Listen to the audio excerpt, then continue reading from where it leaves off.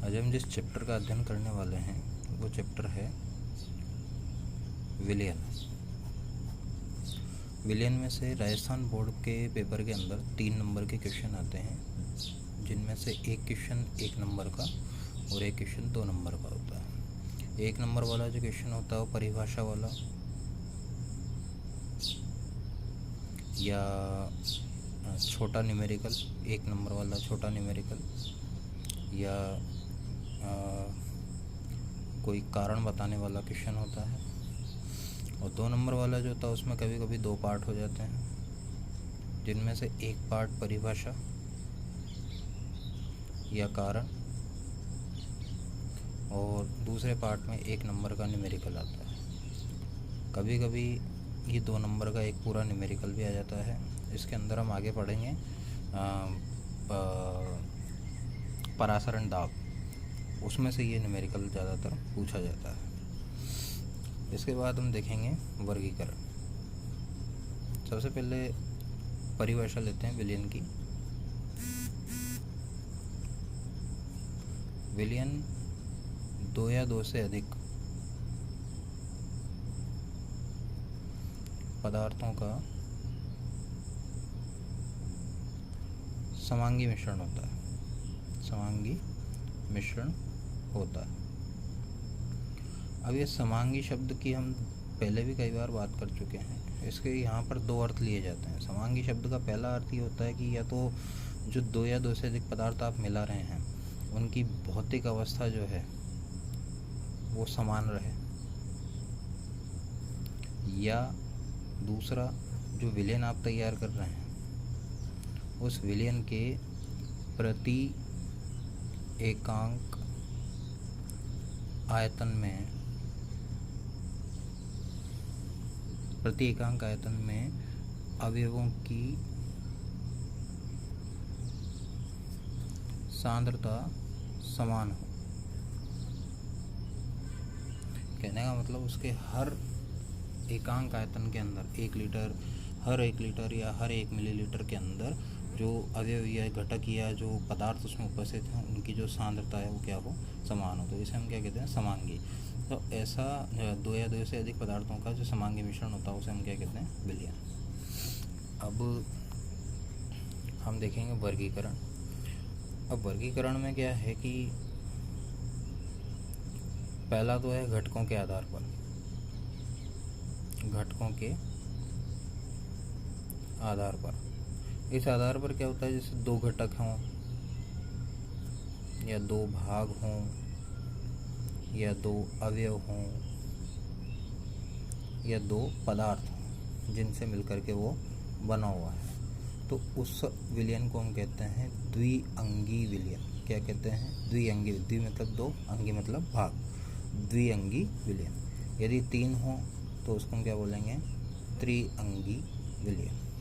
ठीक है, ये तो हुआ घटकों के आधार पर। फिर अगला आता है विलय की मात्रा के आधार पर।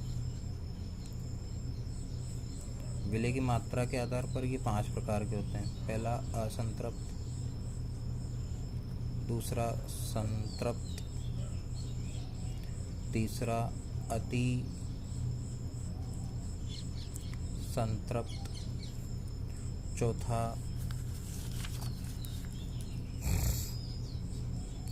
सांद्र और आखिरी है तनु। असंतृप्त में हम ये देखते हैं कि जैसे मान लीजिए आपने एक विलयन बनाया जिसकी क्षमता है कि उसमें 70 ml तो विलायक होना चाहिए जिसमें घोलते हैं, और 30 ml उसके अंदर विलय होना चाहिए। विलय मतलब जिसको घोल रहे हैं, तो ये उसका मार्जिन होना चाहिए। 70% उसमें विलायक हो और 30% उसमें विलय हो।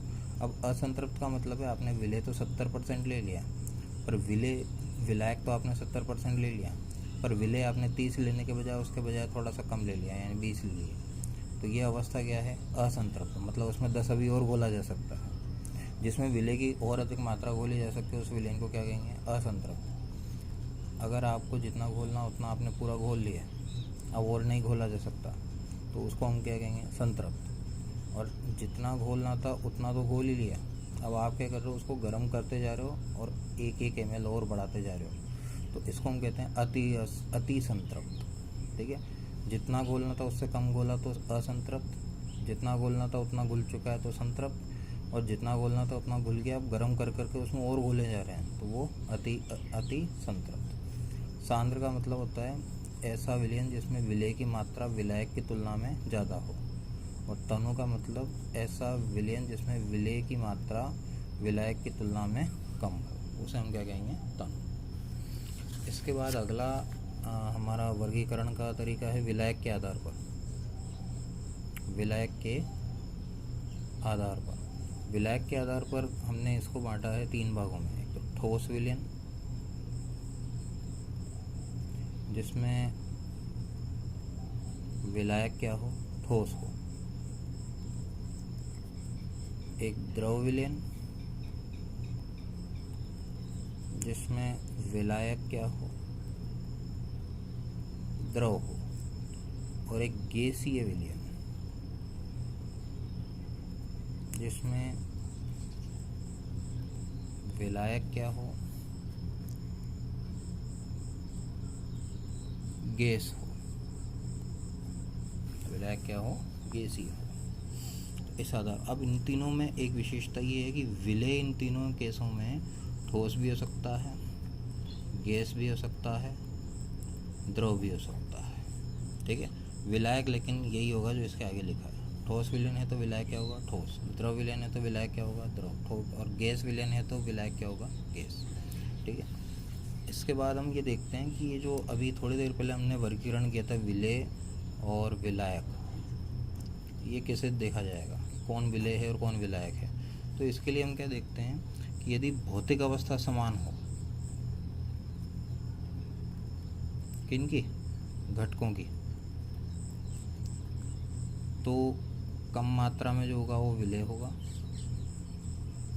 और ज़्यादा मात्रा में जो होगा वो विलायक होगा। ठीक है, और अगर भौतिक अवस्था अलग अलग है,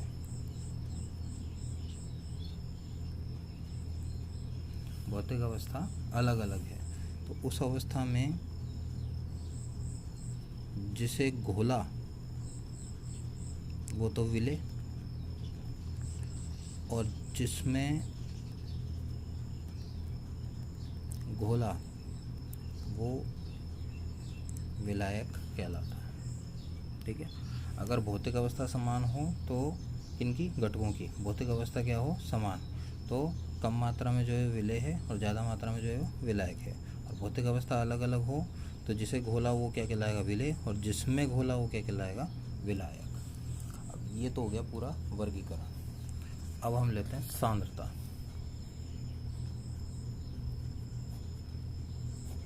सांद्रता का अर्थ होता है कि विलायक या विलयन के प्रति एकांक आयतन में उपस्थित विलेय की मात्रा, मतलब 1 लीटर, 1 ml, 100 ml, ये एकांक आयतन में कितना विलायक, कितना विलेय उपस्थित है, वो क्या कहलाएगी, आपकी सांद्रता। कहने का मतलब, मान लीजिए आपने 1 लीटर विलेन बनाया, उस 1 लीटर विलेन के अंदर 1 मोल विलेय उपस्थित है, तो उसकी सांद्रता क्या हो जाएगी, 1 मोल प्रति लीटर। आपने एक 100 ml बनाया, उसके अंदर जो है 1 ग्राम जो है 1 ग्राम प्रति मोल सांद्रता का वो विलयन बनाया, तो उसके अंदर क्या हो जाएगी, उसकी वो जो सांद्रता है वो क्या कहलाएगी, 1 ग्राम मोल प्रति लीटर या प्रति 100 ml। इस प्रकार से उसकी सांद्रता का निर्धारण किया जाता है। तो ये सांद्रता क्या कहलाती है, विलायक या विलयन के प्रति एकांक आयतन में उपस्थित विलेय की मात्रा या विलेय के मोलों की संख्या को हम क्या कहते हैं, सांद्रता। अब बात करेंगे हम सांद्रता की इकाइयों की।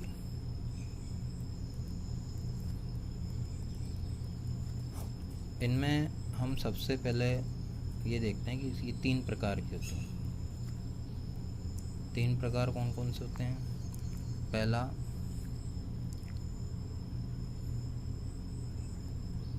भार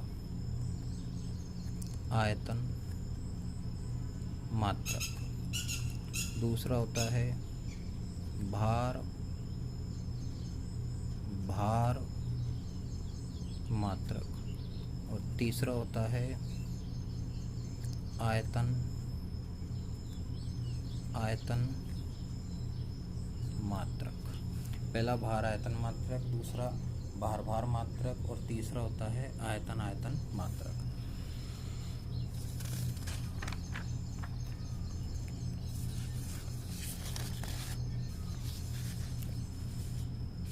ठीक है। वे इकाइयाँ जिनमें विलेय को भार के पदों में या विलायक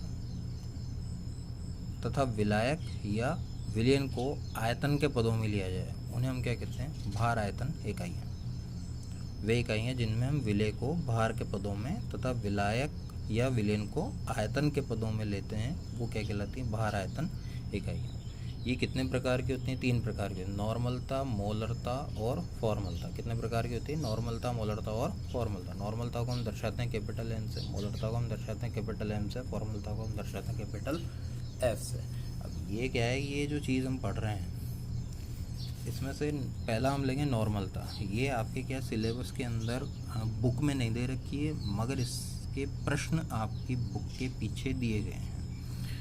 तो पूर्ण संभावना है कि इसमें से प्रश्न आए, तो आप उसे आउट ऑफ सिलेबस नहीं कह सकते और माना सिलेबस के अंदर ही जाएगा। तो ये सबसे पहले हम लेंगे नॉर्मलता। नॉर्मलता क्या क्या होता है कि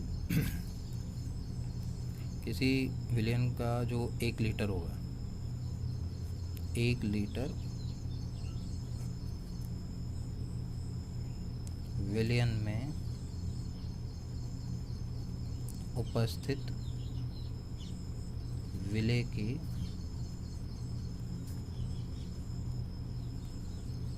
ग्राम तुल्यांकों की संख्या को नॉर्मलता कहते हैं। 1 लीटर विलयन ले रखा है, एकांक आयतन भी ले सकते हैं इसकी जगह। 1 लीटर विलयन में उपस्थित विलेय के ग्राम तुल्यांकों की संख्या को नॉर्मलता कहते हैं। 1 लीटर विलयन में उपस्थित विलेय के ग्राम तुल्यांकों की संख्या को नॉर्मलता कहा जाता है। अब सवाल ये पैदा होता है कि ग्राम तुल्यांक क्या है? तो ग्राम तुल्यांक होते हैं विलेय का ग्राम में भार बटा विलेय का तुल्यांकी भार। विलेय का ग्राम में भार बटा विलेय का तुल्यांकी भार। फिर नया प्रश्न, तुल्यांकी भार क्या हो गया? तो ये है विलेय का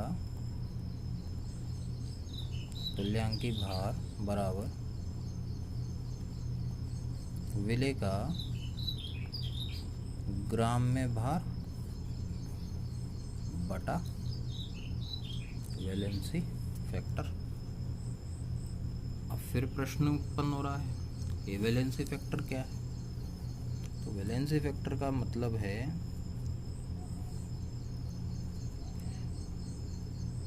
वैलेंसी फैक्टर का मतलब है, इसको हिंदी में बोलते हैं संयोजकता गुणांक। संयोजकता गुणांक इसका मतलब है अम्ल द्वारा त्यागा गया H+ की संख्या या क्षार द्वारा त्यागे गए OH- की संख्या या आदान प्रदान किए गए इलेक्ट्रॉनों की संख्या। इसे हम क्या नाम देंगे? वैलेंसी फैक्टर या संयोजकता गुणांक। क्या होता है संयोजकता गुणांक? अम्ल द्वारा त्यागे गए H+ की संख्या या क्षार द्वारा त्यागे गए OH- की संख्या या आदान प्रदान किए गए इलेक्ट्रॉनों की संख्या। तो इस आधार पर नॉर्मलता का सूत्र क्या बन गया? W × 1000 बटा E इंटू V। यहाँ W क्या है, ग्राम में भार, E क्या है, तुल्यांकी भार, और V क्या है, विलयन का आयतन। ये कहाँ से आया, ये ऊपर ये हिंदी में लिखा था अपन ने कि जो ये है विलय के ग्राम तुल्यांकों की संख्या बटा 1 लीटर आयतन। तो विलय के ग्राम तुल्यांक कौन है, ग्राम में भार बटा तुल्यांक के भार, ग्राम में भार बटा तुल्यांक के भार, ये तो क्या ग्राम तुल्यांक। और प्रति एकांक आयतन यानी बटा में नीचे क्या आ जाएगा आयतन, और गुणा उसको 1000 से कर दिया तो ये V किस में आ जाएगा, ml में। तो नॉर्मलता क्या होगी, ग्राम में भार बटा तुल्यांक के भार इंटू आयतन गुणा 1000, ये हो गई नॉर्मलता। इसके बाद जो भी अगला शेष होगा वो अगले वीडियो के अंदर देखा जाएगा। इसके न्यूमेरिकल प्लस आगे का जो इकाइयाँ हैं वो अगले वीडियो के अंदर हम देखेंगे।